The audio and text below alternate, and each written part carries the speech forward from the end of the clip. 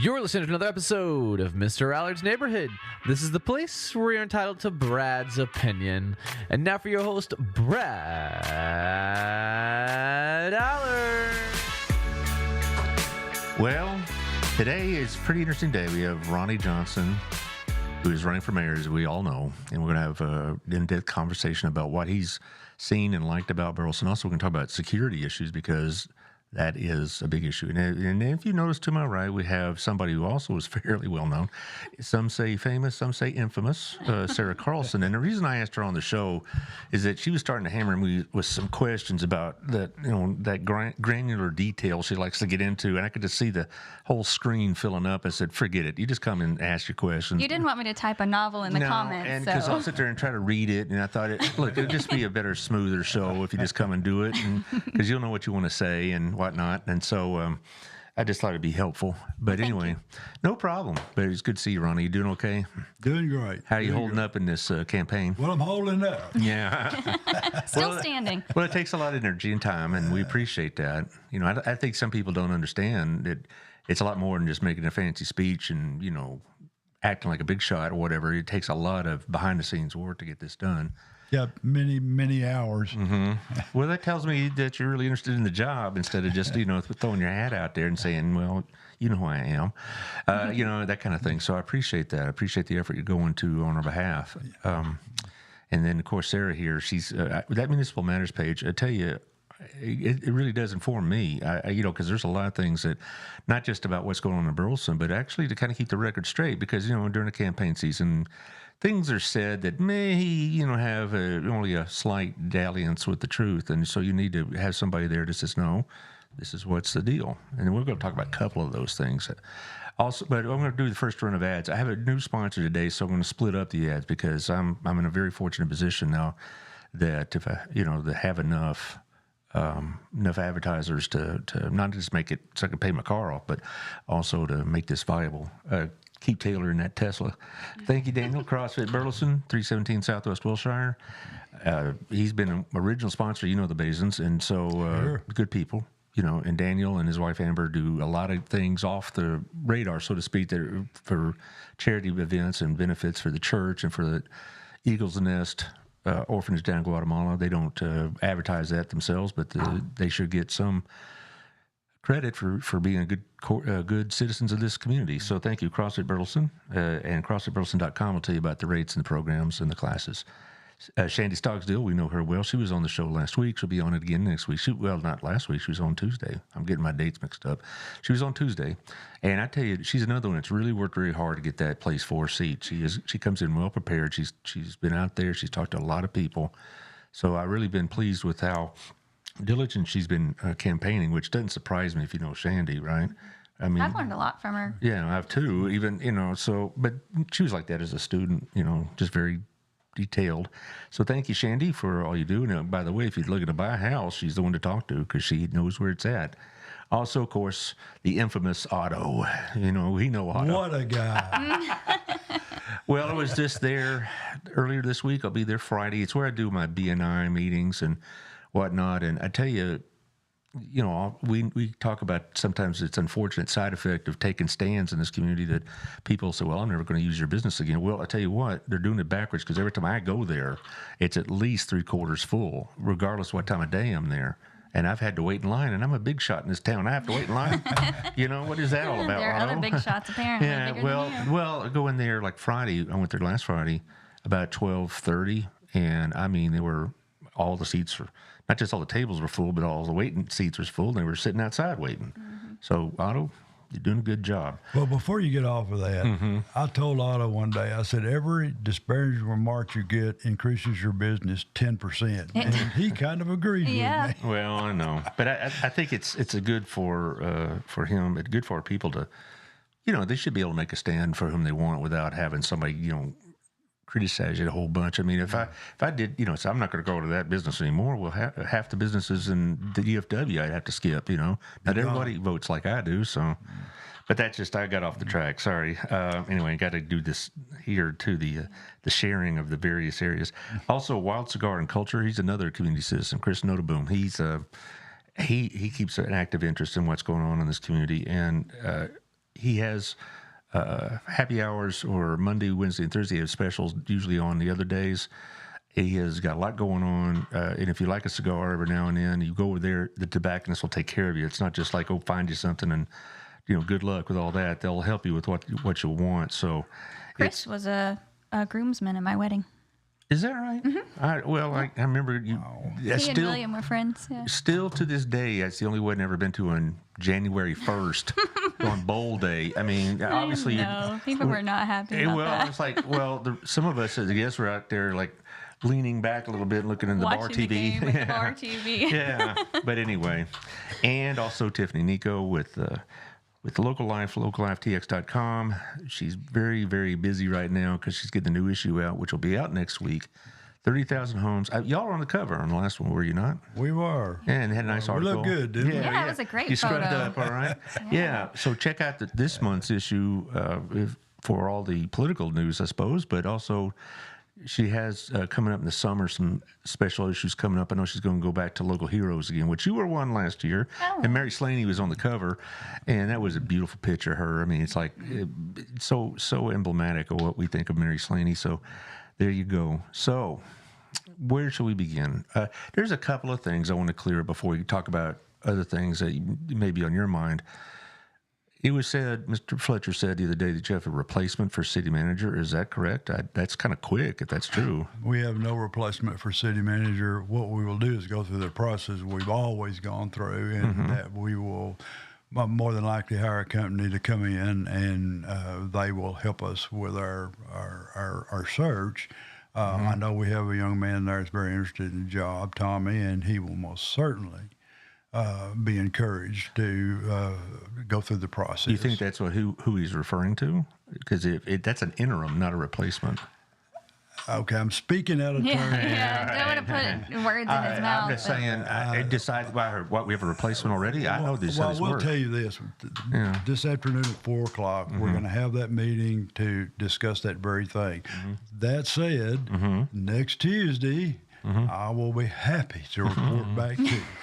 That's right. For those of you who haven't known the schedule yet, he will be back Tuesday. Also, Rick Green's going to be with you as well. Oh, yes, my buddy Rick. Well, Rick is going to be interesting because, as we all know, he's leaving after, 17 years, something like that. He's got probably some things he might want to say. That'd be really a good show. So come back Tuesday, you guys. Okay, second thing is on this show, you one of the problems you had with the bond was the lack of specificity in how the money's being spent, and you use the term blank check. And from my perspective, that the opposition has been using that out of context. Can you tell us what you meant by blank check? Sure, be glad to.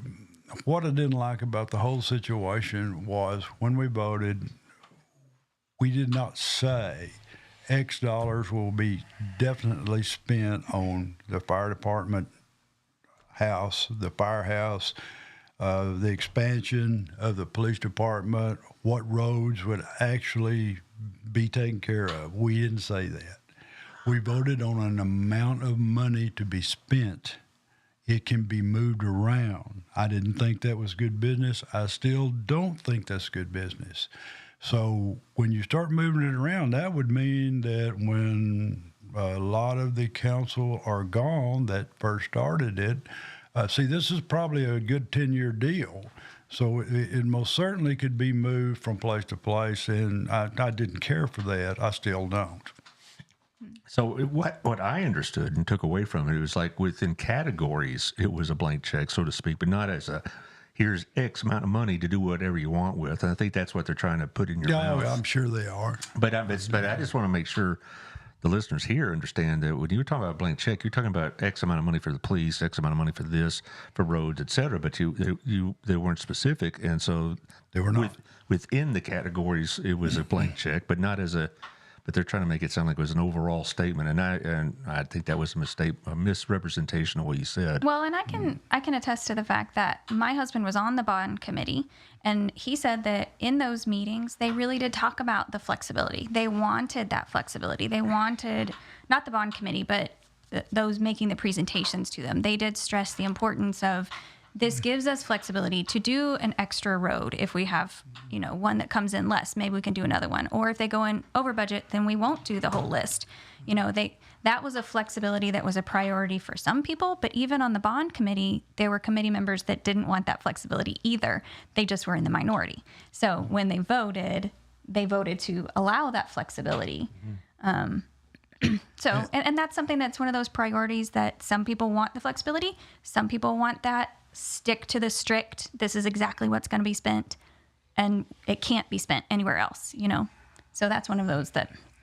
Well, this probably is a good way to segue into one of the questions that we were going to fill up the screen and having to do with the charter and the debt and whatnot. So why don't you go ahead and lay it on? So I'm going to read it just so that I say it clearly. But I've seen that you'd like to propose a charter amendment related to the debt rate restrictions.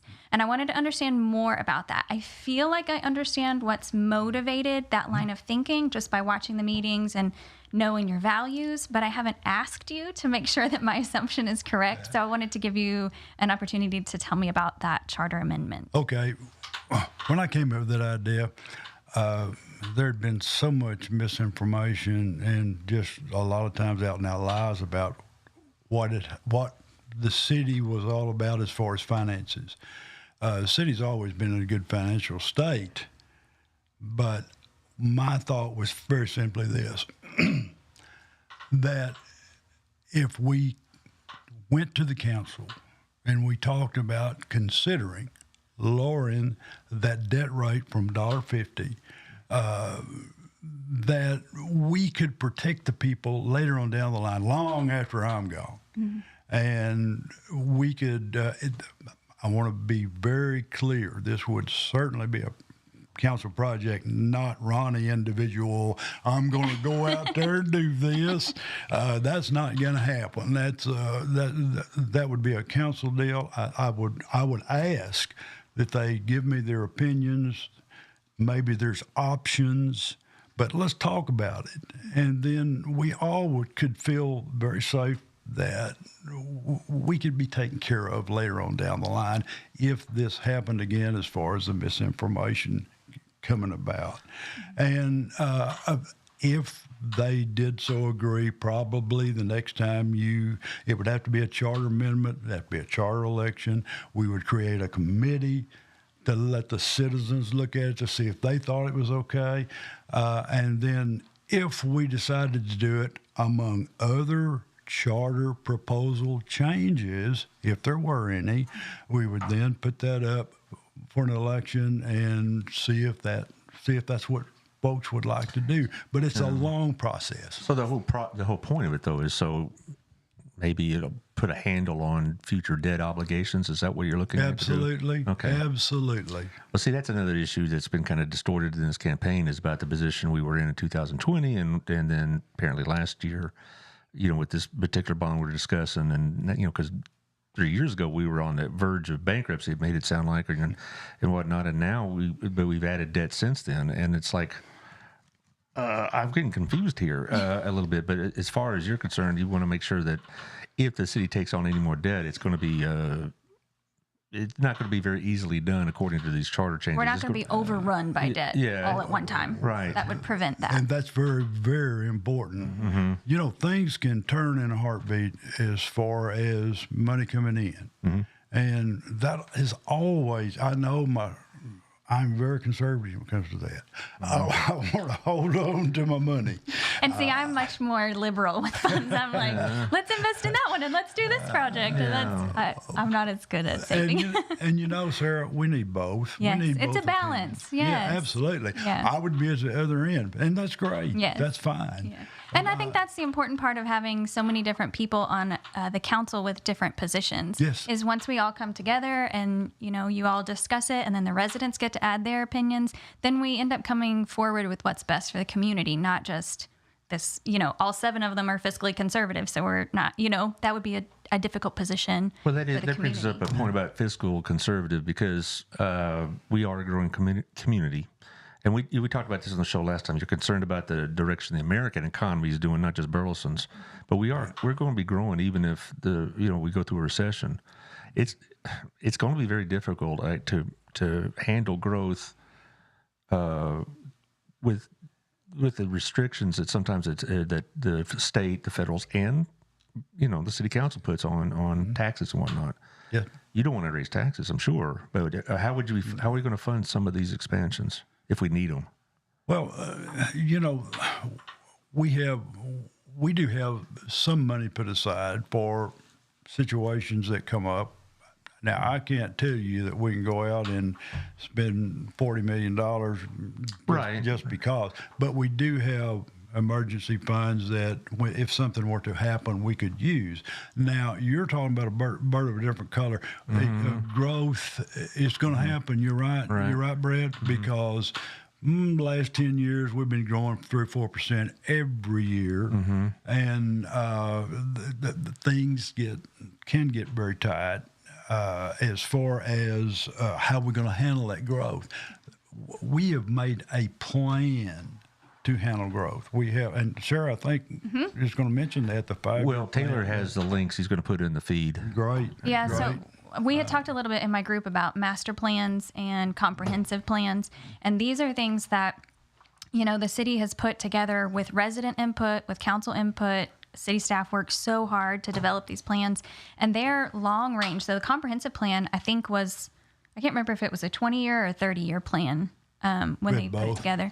Yeah. So these plans, and you can click the links and check them out. It's kind of dry reading, but it's interesting to learn the facts and to really see what residents came together and told council and told city staff, this is what we want, this is where we'd like to go, and then I think city staff and council together worked on how do we get there? What does that look like? This has also been one of the pet peeves I've had about this election is none of this was going on until 2020 and 21.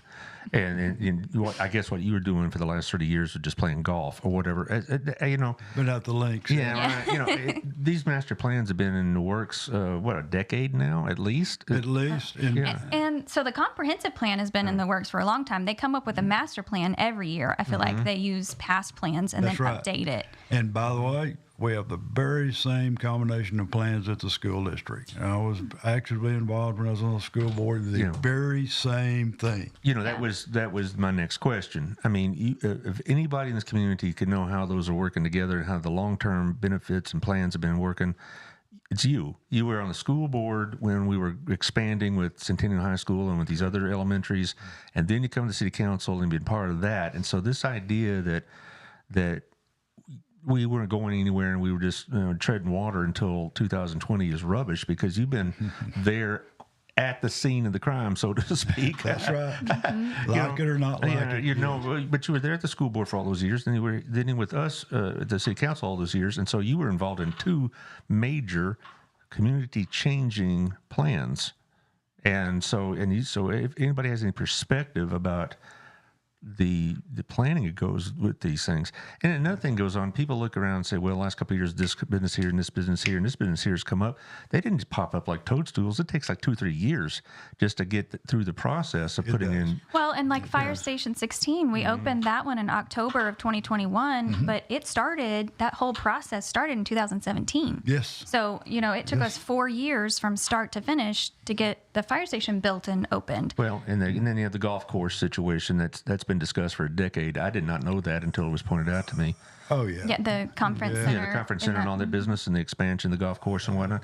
My point with all of this is that people should understand that we're not flying by the seat of our pants, either in the school district or the city council, and you've been there to help pilot both of them. Never have. And we have had some really deep discussions is what I'm trying to say, get the word out. Deep discussions, a lot of deep thought that have gone into these things, and they precede the last couple of years. Well, and these plans also allow us to have consistency across the changes in council. So if we have different council members all the time, or we're getting a new mayor every 3 or 4 years, or, well, I guess 3 years because that's when the elections are, but then that would be difficult because they bring in their own priorities, their own plans, and all of that. If we didn't have a comprehensive plan or master plans to reference, then we'd never get anything done because, like the fire station taking 4 years, that's longer than a term. So a lot of these projects take multiple terms, and we need that consistency. Yeah. And a lot of people don't think about, I've been through, I don't know how many workshops, and you would spend 2 days, 2 intensive days with this 5-year, 10-year plan and our comprehensive plan, and is this the right thing to do? It is an extremely long amount of preparation that goes into this. And yes, I have been through that several times. Well, I guess to kind of sum this part of the show up, I just want people out there to understand that when people take credit for things that have been going on for a long time, that's annoying. But also when it's credit is being taken as an individual action, and which is not true. Like Ronnie mentioned before, it takes a whole council. It took the whole school board. Yep. You know, when somebody's saying I did this and I did that. Well, it started annoying. with resident input, right? Yeah, Even right. those comprehensive plans, That's that right. all starts with intense meetings and town halls. I was in BHS. I did several of those meetings, discussions about the bond back in 2007, I believe it was, when the built Centennial. I was part of those discussions. I was part of that bond. There's like 20 or 30 of us. Remember that we had pizza at the cafeteria, and we'd talk about 3 hours and whatnot. It was just a beating, but these things take time, and it's absolutely both council and school board. It's a group effort, and leadership is important, but as mayor, I'm going to say you're going to win. I'm going to put that out there. You may be voted down. It may be 6-1. You may be the only one. And I remember on school board school board meetings, sometimes it was 6-1, and you were the one. I was the one. I remember because this idea that you're a spendthrift is kind of nuts. Because I said, are you kidding me? We were. There was sometimes at Dairy Twin. I said, I think I've seen this cup before. Are you reusing the spoons? All right. Anyway, let's move on. Ew. But there's one other area though that you have been involved in both school and in city council, and that's public security, particularly with the schools themselves. Yes. That also is one of those things that has been worked on for quite some time. I know we've had SROs, the officers on campus, gosh, now 20 years. More likely 20 More years than that, plus. because when I was in middle school, Goldman was at Hughes. And then then came up to the high school. Yeah, I remember that. Yeah, so it's about 20 years, and then that, of course, has been expanded, but then we have a certain city councilman thinking he made it all happen by himself, and that's just rubbish. And because that and also I had both Ryan Richardson on last Monday, who talked about the fact that he was part of the conversations about getting expanded SROs long before even really was on the city's radar, before Uvalde, and so I thought that was interesting. From your perspective, tell us about what your role is and has been in that whole issue of school security. Okay. First of all, we talked a lot about this when I was on the school board, security stuff, and it is, as everybody knows, the last 20 years it's peaked. Mm-hmm. All of the shootings, all of the deaths that has happened. But when we first started, we simply said, what can we do to protect? And SROs were one of the options. Some other options we had was going into some of the rooms, looking at them and seeing if there possibility of maybe doors being locked on the inside. These were just possibilities and things that we looked at. We looked at windows. I remember I was in elementary school at Norwood, and they replaced the windows in our classroom so that they could be emergency. We could open it and go out the window. Yep. And that was one of the improvements that they had made for that kind of safety. Well, or when I was at BHS, they reconfigured the interior of the main part of the building to make it more secure. And then cafeteria now has bulletproof windows, which is an unfortunate thing to add, but it used to be just an open space, and now it's closed up. And also, they redid the office area so it would be quite so open. Yes. And it's unfortunate, you have to do that, but we did. And all those things were done when you were on the school board. And I want to make that clear. All started pretty much then, and it has, what would you say, crescendoed all the way through right now to where we are at the height of trying to see what we can do to help protect the kids. One great thing is the SROs in every school, every school building. Elementary, middle school, high school, all there. And I believe that is very, very important. Plus the training that goes in with these guys, wow. Every year they have new training, preparation, great deal. Taylor, do you have that clip of Mr. Johnson in the city council meeting from, okay, will you run that, please? This is from last summer. Yes, they have their own police department. We don't. We've got about 14,000. Now, we're talking about our kids now. I don't care where they live. They're still our kids. They're in our schoolhouses, so you're damn right we need to protect them. Now, I don't care about the friggin' money on this one. You won't hear me say that very often. But this is one time when I never dreamed that there would be any interference with this at all. The SRO officers we need.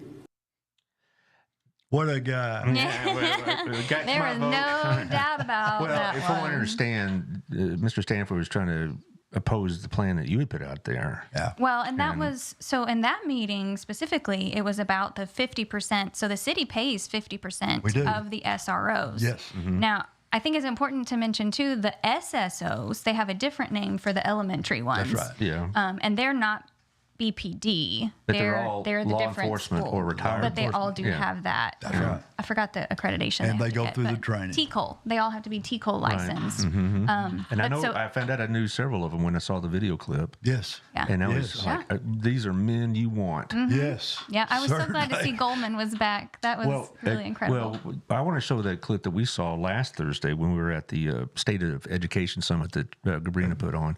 So if you would run that for us, please.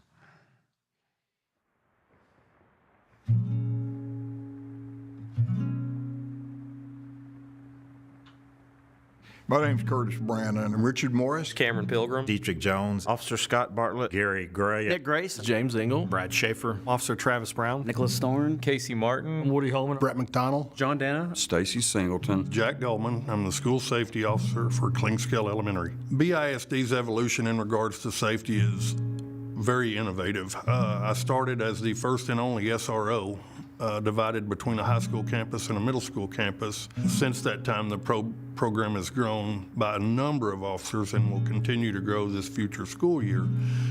In addition, adding the SSOs to the elementary school, it just exemplifies and shows the district's initiative with regards to safety. It's good to be home. Safety is guarding the welfare and the health of these children. providing a safe environment for students. the safety of the kids, the teachers, and the community. safe place to learn and to teach for the students and the staff. creating an environment of security. Doing my very best to keep my students and my staff at my school safe. That kids can come to school and feel safe, and parents can send their kids to school and know that they will be safe. Protecting the students, the teachers, the visitors. Safety in schools is paramount. This experience really has been unique in the sense that you really do get to see how students develop over time when they come in as freshmen, how they mature, just the changes people make as they grow. I mean, these are our kids. They're, I'm a parent. I've had 2 kids come through and graduated from Burleson High School. It's, these kids are our families, our futures. It's everything. I didn't expect as much positive feedback as that we get. I mean, the first month that I was here, almost every parent that was coming in was, "We're glad that you're here. We're glad to see that you're here." In this job, working for BISD at an elementary school, the kids are so nice to you, the parents, the teachers. I just love it. This position in itself is extremely important to make sure these kids make it home at the end of the day. Our main focus is to let the teachers teach and feel safe, and let the students learn and feel safe. But it's brought me so much joy.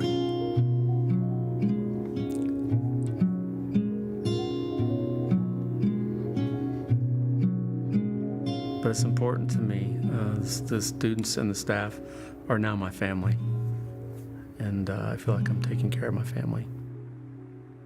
Safety is The priority. the number one priority. Highest priority. Top priority. Our number one priority. Priority number one. Safety is our number one priority and our only focus. Wasn't that good?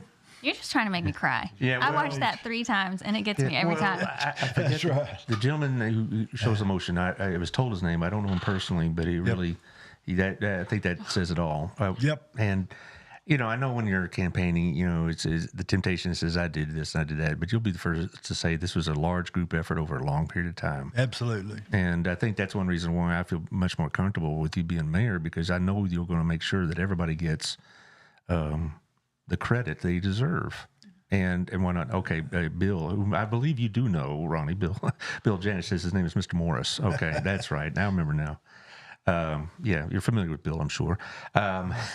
But yeah, when Ronnie stood up for the SRO program, it's because there had been comments about how they wanted the school district to take over the funding for it and to start drawing back the city's participation. And that was a non-starter. It was like they wanted to do what Joshua did, which is have their own PD, right? Yes. That'd be a tremendous expense upon the school district. It is. And this isn't cheap anyway, but still, it's worth it by every dime. Absolutely. Absolutely. Well, I'm going to have to do, speaking of dimes, I need to pay some bills, so I'm going to do the other round. Sure. These are all my B&I friends, by the way, so it's kind of nice. Southern Jim, when this is over, you definitely need to take Peggy up to Southern Jim, because she's, God bless her. I think a lot of people don't realize how hard on the spouses or your kids on what campaigning can be, because they're kind of collateral damage sometimes. But have anyway, they moved to the new location? not yet. now? Gail, I see her every week, and my wife works there, and so I kind of keep up what's going on, and they have been targeting it for a long time. They want to have it done by Mother's Day, and it's maybe Memorial Day now because of contracting issues and whatever else. But I understand it's going to be really, really nice. And what I like about it, you take Peggy to it after the new one, and you don't want to look at all the jewelry, and that's fine. Let her go look. Kayla's going to have the TV and the ball game on. And I do love that. Yeah. It's like when they have the little kids section in the stores where the kids can play while the moms shop. Right. Like, it's not for kids. Well, I think Miss Johnson has already made her claim that she wants to. She's going to need a diamond. Didn't doubt it a bit. Here's the credit card, Yeah, hon. okay. I'll be at the TV. Yeah, right. Also, thank you to First Do Detailing, Caleb Patino. He'll come to your place of business and detail your car, so you don't have to wait in line and whatnot. One thing I will say Burleson has excelled in the last few years is getting their cars washed, apparently. But you still... We have no shortage of those. Yeah, but the thing is, you don't have to go into town or go and wait in line or whatever else, and you're going to get a detailing service at your place of work or at your house. And so if you're interested in having that done, call Caleb at 817-776-0478. That's 817-776-0478.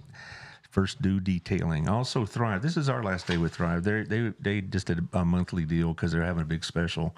So thank you, Dee Dee, for the month. And I had her on about 2.5 weeks ago. And what they do at Thrive is a whole business package of promotion and how to handle your business, communications, correspondence, billing, a lot of it, social media, which is only a small part of what they do, website services, the whole 9 yards.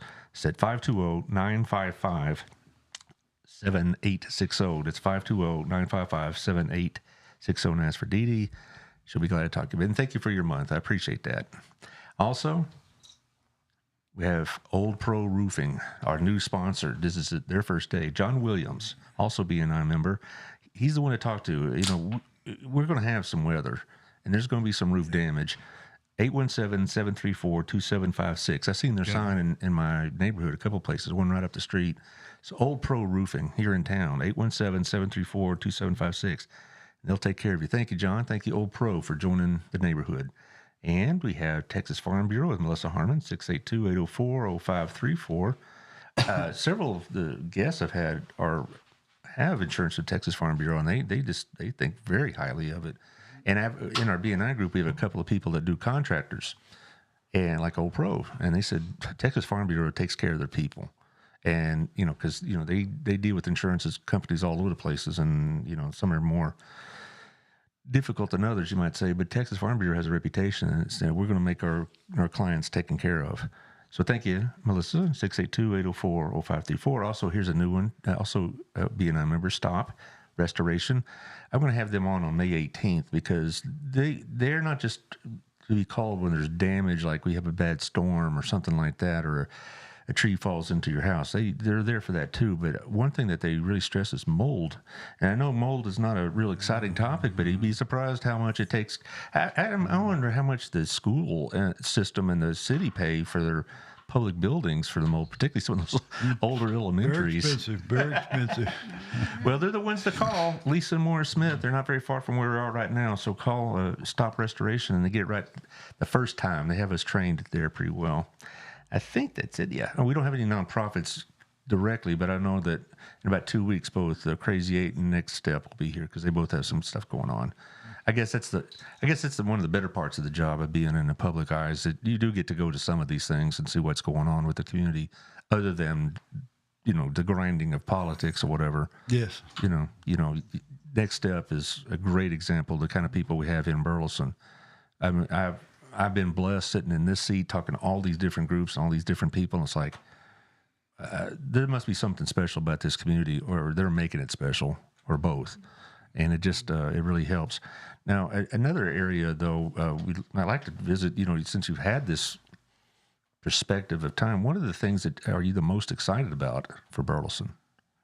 Well, there are 2-3 things that are in the process that will come to fruition this year, and one is the building that faces the plaza. That's going to be a great deal. We actually drove by it last night, and as we drove by, I was like, that has that Sesame Street feel. Yes, it's got those, especially with the trees are all green and full, and now that it's starting to be bricked, it feels a little like Sesame Street. I love it. Yeah. Well, and we're going to have some retail. We're going to have restaurants. It's going to be great. And when the music starts with our summer deal, you'll be able to be over there at a restaurant and sitting and watching. Sounds, you'll be able to hear it. Hot sounds, exactly right. Well, so and that is to me is a great deal that we have underway. And by the way, the city has some of that building that we'll be moving in some of our offices in, which will be wonderful. That's that center section, right? Is for the city, and then there's Razoo's on one side and Heim on the other. That's right. Wow, we're working for the city. You're going to have a lot of lunch options. Lunch options are going to be nice. Yeah, that's interesting. Hey, that's a good recruitment element. We just got to tell him what restaurants are across the street. How would you characterize your relations with the staff since we're on that? I mean, you've known these people. I mean, how do you deal with them? I mean, I assume well, but I guess I'm giving you the opportunity to describe your relationship with them. I've never had a whole lot of trouble dealing with people, whether it be the city employees, school employees. I feel like I've had a good relationship with most everybody I've dealt with. I guess the main reason is I just tell them the truth and we go about our business. Sometimes they don't like that, but they respect me for it. But I feel like I have a great relationship with just about everybody I'm around. And of course, there's people that do not agree with the things that I like, and that's okay. That's fine. I don't have a problem with that. It's kind of like this mayor deal, I'll quickly tell you that I registered in 1967 to vote. I have been a Republican for a number of years, probably more than some of the folks that are coming after me. I haven't even been alive that long. Yeah. So. That's right. Yeah. So, and everybody knows, I say everybody, most people know I'm very conservative. But that said, I want to represent everybody. I have great friends that are liberal. They're Democratic. That's fine. No problem there. I want to represent them, but I want to represent everybody. What about that's paramount? Even those that vote for your opponent, you want to represent them as well? Yes, that's part of the deal. That's part of the whole deal. People need to understand that when you're getting in this line of business, they may not have voted for you, but you have responsibility toward them. Yeah, and you still need to talk. I think part of that is you want to represent them, but in representing them, you have to talk to them. You have to be willing to reach out and say, I hear what you're saying. I know maybe you're not happy with me. Maybe you don't like what we're doing, but I'm going to listen and I'm going to talk to you about what I think. And from there, we have an understanding of each other. Sure. But if you just, if you don't answer or you ignore them or you just shove them to the side and go, okay, I'm going to do what I'm going to do, that's not representing No, everyone. and the problem becomes worse, and we've seen that. The problem just becomes worse when you. Well, people handle get it mad when you that ignore them. way. That's right. And then you have mad people on your hands. Kind of like me not being able to hear my wife once in a while. Well, here's going to be a hard question for anybody to answer, but you've been doing this for a long time.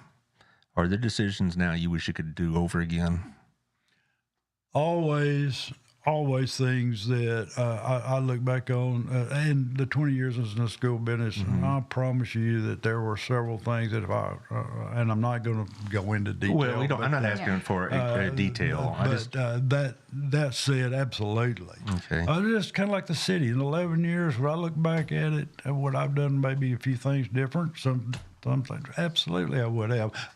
Because it's easier for me to judge right now. I've already been through it, and I see what happened. Right. Well, and you learn as the process goes on. When you're at the beginning of a project, you don't know nearly as much about it as you do at the end of it. And you see, oh, we didn't realize that problem was going to come up, or we didn't know that was going to happen. Happens all the time, Sarah. Yep. Well, the reason I asked is because, when you're making a decision, you're using the information at hand. And maybe 5 years later said, geez, I wish I'd known this would have happened. I just wanted the people to hear that you have the humility to understand that some things that you thought were great didn't turn out as well as you liked, either in the school or the city, but you were doing it out of the information you had and with the right intent. Yes. But I just think people need to hear that from their elected officials that, hey, 8 years ago I made that choice. I probably would have made it again 8 years ago, but, maybe it really didn't turn out as well as I wanted it to. And, I'm not asking you to say, go over back to 2003 or something like that and say this, that, or the other, but it just, when we act like, as elected officials act like they've never made a wrong decision, something wrong with you for the way you perceive it. That humility, I think, is an important characteristic that I look for. I just wanted people to see this side of you. Well, and there's another issue to that, too. There's a learning curve. If I realize I've made a mistake, I can go back and learn from that, and I'll do better next time. Yeah. When I was coaching, that was very important. We all learn from our mistakes. Yes. Yeah. And I think I really appreciate it when government officials can say, this didn't go the way I thought. I made a mistake here, or I said something wrong, but here's what I'm doing different, or here's what I've learned from it. And that... I'm on board with that all the time. Even if I didn't agree with the decision they made, even if they made me so mad, but if they come back and they have that humility to say, I made a mistake and I'm trying something different, I'm on board. Yeah, we're good. It's to me, I'm not voting when I vote for a person. I don't expect to vote for somebody who's going to make every decision perfectly, or even every decision I wish they would make. What I look for is the character of the person. I voted for you every time you were on school board elections. I appreciate that. And like I mentioned before, there's like a couple of things. I wish you hadn't voted that way, but I knew the character. And same thing with the city council. There's, I'm very fond of Victoria. Now there's a couple of things that maybe I don't know if I'd have voted that way, but I have tremendous confidence in her because I know she's earnest and prepared, and that to me tells me everything I need to know. Well, I have a specific example I can share, because I don't always agree with council members either. I don't know if you know that or not. I've heard that. So there was one issue. It was the code of conduct policy for council. I felt like we needed that. Like, I thought that was so important, and I felt like we just needed to find the right verbiage, and we just needed to really have that.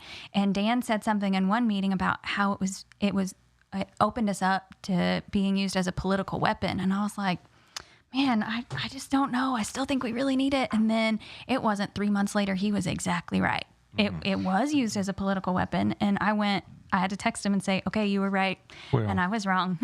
Well, I'm just saying that the number one factor I look in, I want to vote for somebody that more or less coincides with what I think about this, that, or the other. But the character and the honesty is paramount. Okay? I'm not going to vote for somebody who thinks like I do if I don't trust him or her.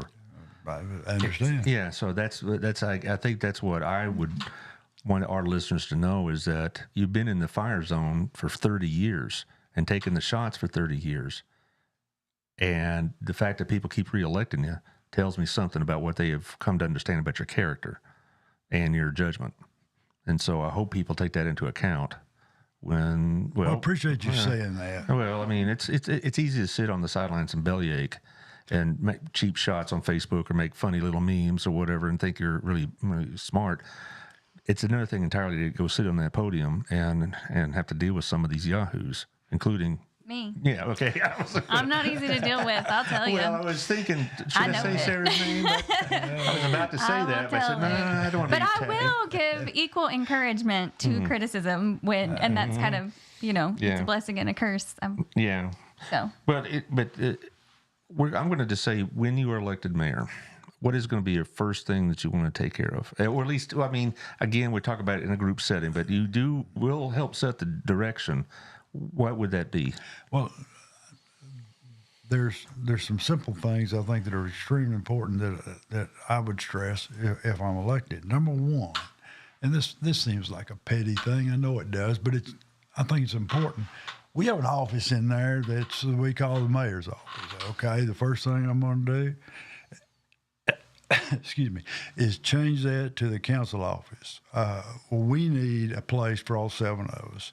And I am going to stress the fact it takes 7 people to make decisions, not one. Mm-hmm. And I won't be making decisions for the rest of them prior to something happening. That won't happen with me. We'll have the conversations on the things we need to have the conversations on. To me, that's extremely important. And you don't mean for them to meet in. You mean for all of them to use individually, like to meet with residents or to use that space absolutely individually.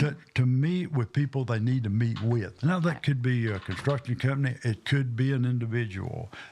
And I think it's important to do it that way. And I think the first thing I'm going to say is my first name's still Ronnie and not Mayor. Yes. Yeah, that would bug me. I wouldn't want to be called Mayor. I think it's important. That's the way I've always been. I like to keep it that way. Well, you've been around so long, honestly, that people, say Ronnie, they know who we're talking about. It's like, one name person. We know who we're talking about.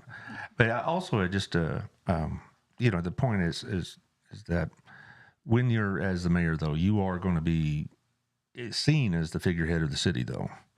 Absolutely. Anything you would want to change about that? Yeah. Okay. I imagine that change. Mm-hmm. I want to get the council involved in the things that the mayor is involved in. And Mm-hmm. I'll give you examples. Let's say that I'm, as mayor, asked to go and talk and speak with an organization. I want to move that around from place to place to place where the mayor is not seen at every event. So all of a sudden, the city council is kind of secondary and the mayor stands out. No, that's not the way it is.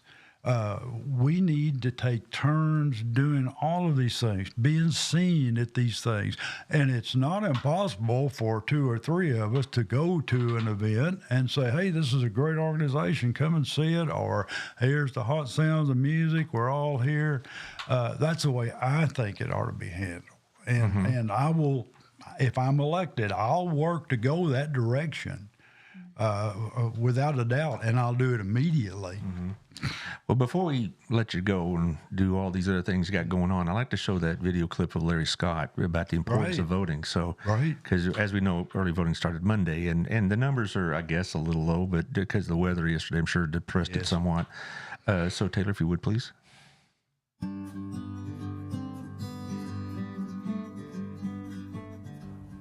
Who holds the reins to your community's future? Who wields authority over the management of your tax dollars? How did they attain such power? Hi, I am Larry Scott, a candidate for Burleson City Council, Place 4.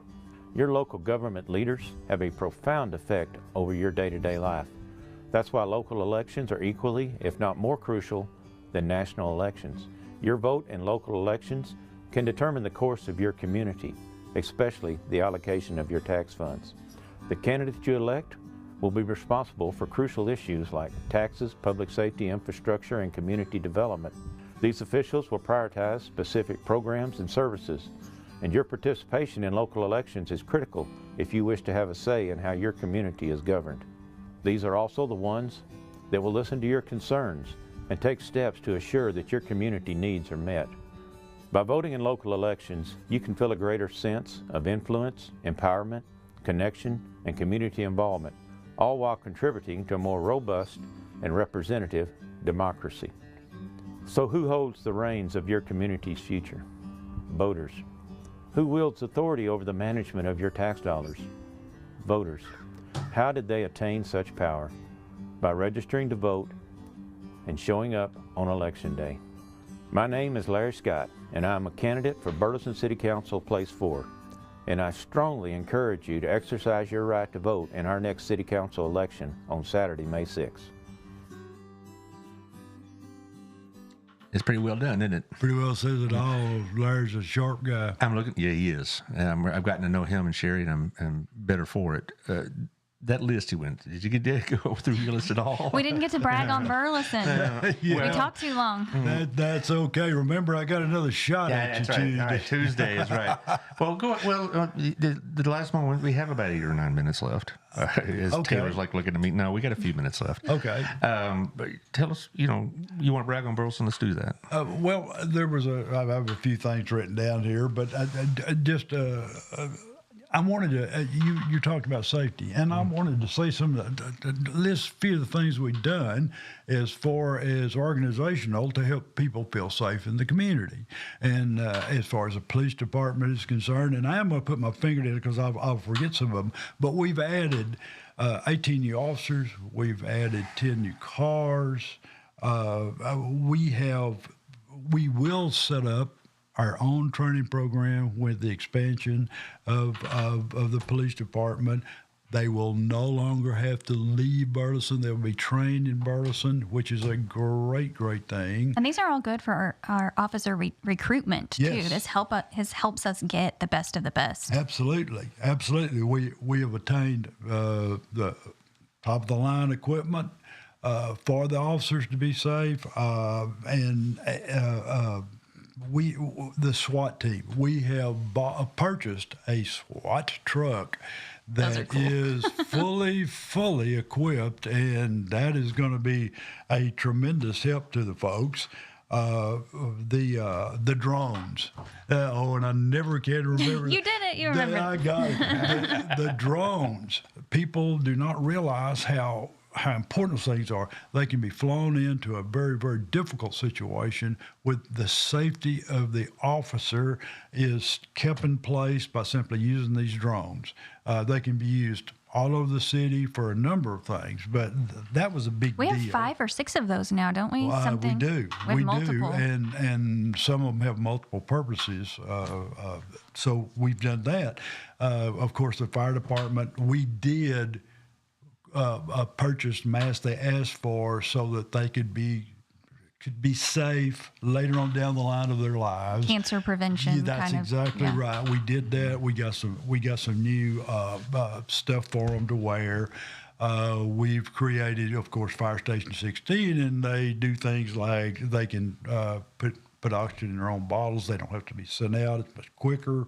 Our time rate on our time rate or response rates have been cutting down as a result of the fire department taking over the ambulance service, which is great, and some things that and I don't want to stop here. I do want to say the folks should feel safer. We have gone out of our way, I believe, to make them safer. And I forgot to mention we have an added patrol in Old Town. It's quite crowded most of the time, and we want to make sure everything goes right down there. And they're dedicated, right, to Old Town. That is exactly patrol right. is an Old Town patrol. That's right. So we all of these safety things I think are very important to mention. Now, there are some things coming up. Alley cats. I know everybody's looking forward to it. They've had a few issues, but I believe they're settled now, and they'll be able to go ahead and build they're building and all of the things that everybody's looking forward to. The entertainment, by the way, that's going to be their home base for the whole system.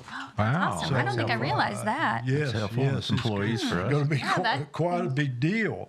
I'm very proud of our industrial park out by Highway 35. They've created a lot of good jobs that people can actually work and live on. They're not minimum wage jobs. They're good jobs, and that was quite important for us too.